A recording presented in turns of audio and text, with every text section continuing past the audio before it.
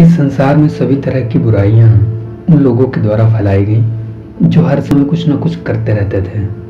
यदि Hitler, Mussolini तथा अन्य नेता तानाशाह कुछ न करने के महत्व को समझते तो इतने युद्ध, इतने आतंक, इतने लोगों की जान नहीं गई होती। दुनिया का सबसे व्यस्त प्राणी क्रिश्चियन रिलीजन के महाकाव्य बाइबल के अनुसार शैतान को माना जाता है।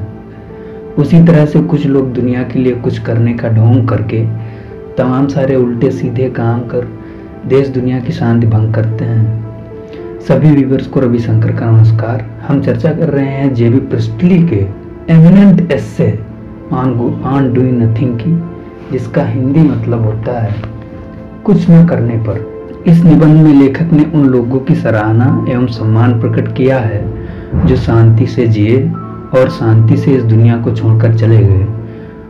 अगर जो उन्होंने दुनिया के लिए कोई अच्छा काम नहीं किया तो उन्होंने बुरे काम भी नहीं किए जिससे समाज में बुराई का पक्ष मजबूत हो।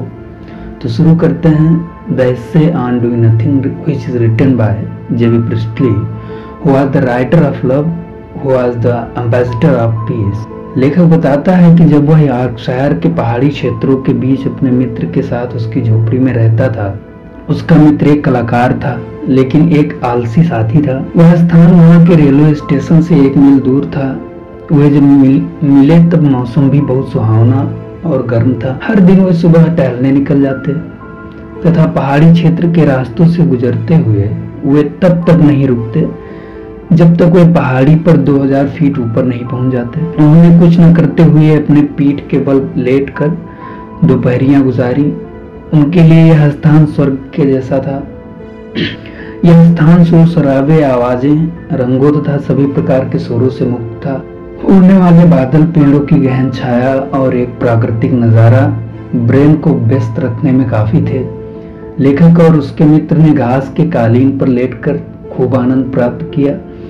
लेखक ने वहां अपने मन में शुद्ध विचार महसूस किए। वहां का आनंद लेते समय लेखक शहर में मिलने वाली सुख सुविधाओं को पूरी तरह भूल गया था। शहरी जीवन में चिंताओं और तनाव से भरपूर था। दोनों मित्रों ने यही दिनचर्या बना ली। वे रोज रवाना हो जाते और घास पर लेटे आकाश की तरफ देखते हुए कई घंटे गुजार देते थे। वे कोई काम ना करते हुए आनंद प्राप्त किया। उन्होंने सिगरेट पिया, चॉकलेट खाई, पानी पिया, कुछ गपशप की, लेकिन वे पूरी तरह से विचारहीन थे। उन्होंने कोई योजना नहीं बनाई। यहाँ तक कि उन्होंने बेकार की बकवास भी नहीं की जो अक्सर फ्रेंड्स के बीच होती रहती है। फ्रेंड्स के बीच सेखी भगारना अक्सर समय काटने का अच्छा साधन है। इस बीच उनके सगे संबंधी कुछ करने में व्यस्त थे। उनके रिश्तेदार पूरी तरह से शहर के जीवन में व्यस्त थे, लेकिन लेखक और उसके मित्र उस समय खुद को देवताओं जैसा समझ रहे थे क्योंकि वे कुछ न करने में व्यस्त थे। अपना फालतू व्यतीत करने के बाद वे नीचे आ गए। वे इसलिए नीचे उतर आए क्योंकि मिस्टर गार्डन सेल्फ्रिज ने उनकी कुछ न करने के कारण निंदा की थी। लेखक कहता है कि उसको नहीं पता था कि मिस्टर गार्डन कब और कहां उनकी निंदा कर रहे थे। लेखक ने इस घटना को यह कहकर क्लियर कर दिया कि दुनिया में सभी बुराइयां उन लोगों के द्वारा फैलाई जाती हैं जो कुछ न कुछ करने में व्यस्त रहते हैं। वो इस चीज को एकदम नहीं जानते कि उन्हें कब कुछ करना चाहिए और कब कुछ नहीं करना चाहिए। शैतान को ब्रह्मांड का सबसे व्यस्त प्राणी माना जाता है। वह समय की तनिक भी बर्बादी पर नाराज हो जाता है। वह किसी को भी खाली नहीं बैठने देता। इस दुनिया में बहुत ऊर्जा है, लेकिन इस ऊर्जा का उपयोग गलत दिशा में हो रहा है। यदि नेता कुछ न करने की तरफ ध्यान देते तो वे जीवन का मजा ले रहे होते। तब कोई युद्ध भी नहीं होते और लाखों उजड़ने वाले घर बच जाते।